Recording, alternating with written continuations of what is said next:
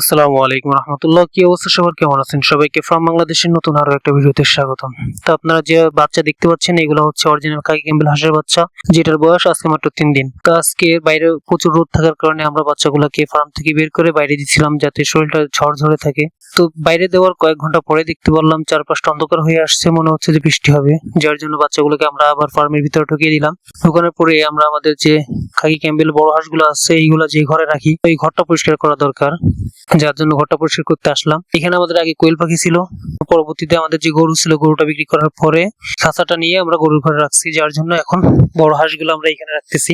তো আজ 2 দিন হলো এই ঘরটা পরিষ্কার করা হয় নাই, তো ভাবতেছি যে আজকে পরিষ্কার করব, যার জন্য আসা। তো এখানে এসে দেখলাম যে আমাদের কোয়েল পাখি যে খাঁচাটা আছে এখানে খাবার নাই। তো আমরা এখানে খাবার দিতে যেয়ে মনে পড়লো যে আমাদের তো 2টা খরগোশ আছে বাইরে, বৃষ্টি হলে খরগোশ 2টা ভিজে যাবে।